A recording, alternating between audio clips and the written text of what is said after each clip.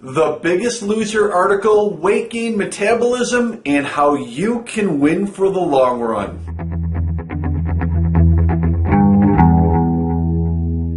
Hi, I'm Dr. Alessi, author of Lose Fat Forever, the Bermuda Triangle Diet, host of Live It Fit Now, and contributor for USA Today.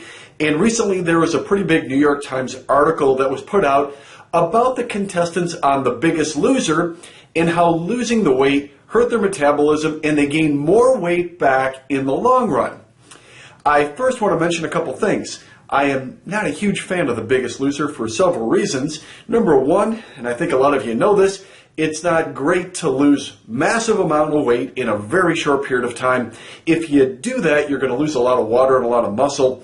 And if you lose a lot of muscle, you're going to lose a lot of metabolism, which can hurt you for the long run. Number two, and a lot of people don't know this, is the show is casted like anything you see on television. Television runs in 15-minute increments. They're called Nielsen rating points. And it's all about how many eyeballs are watching a show. So sometimes what you see is very predictable and is what the show producers want you to see and what the network wants you to see in order to create drama so that you stay tuned. And it has nothing to do with reality, even though it is reality television. Number three is after they cast the show, what they do is they take the people they think are going to be contestants, they send them to UCLA and they go into acting school so they can tell their stories better on television. Once again, they want to make sure that they have a predictable outcome, and the people on television have to be able to talk properly and display their emotions properly so they can convey that message. Number four, and this is the thing I hear most frequently, is it has nothing to do with reality. You're in a place in which you're training nonstop. I think on the show they train in excess of sometimes 20 hours a week. You have people preparing all of your foods. You have people watching you all the time. That has nothing to do with when you're back at home. You're working your job. The kids or grandkids are running you around in circles. You're running from activity to activity. You're involved with all these different social events. You're catching life on the run, and you never know if you're coming or going. That has nothing to do with being in a compound in which a lot of people are taking care of all of those things for you. It's really not reality at all.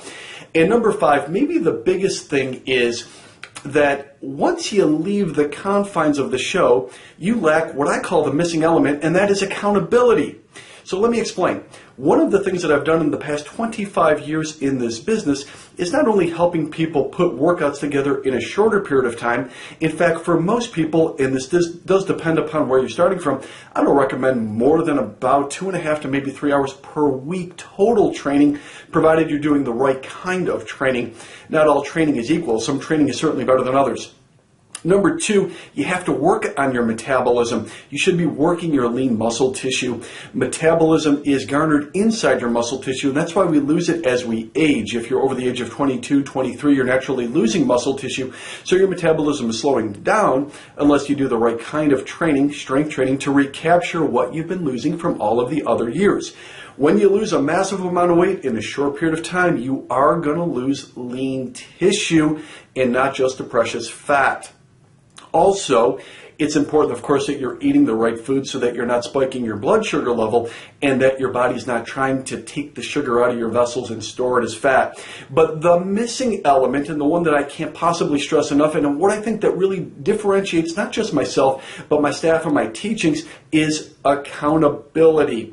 One of the things that I like to do almost more than anything else is to meet constantly with individuals, going over status reports and evaluations. Just like in school, just like at work, if you want to improve, if you want results, if you want to progress, it is super important that you know where you stand all the time.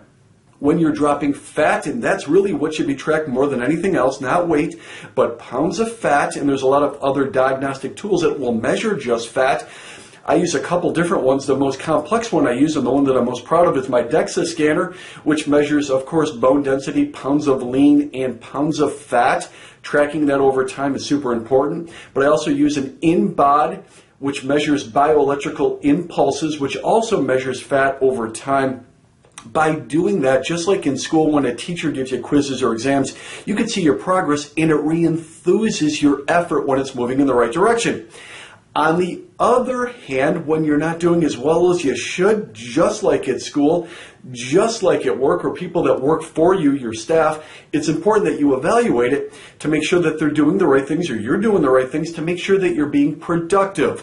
Whether productivity is measured in efficiencies or throughput ratios or profitability or whatever else it is, in our case here, it is fat loss in health and fitness.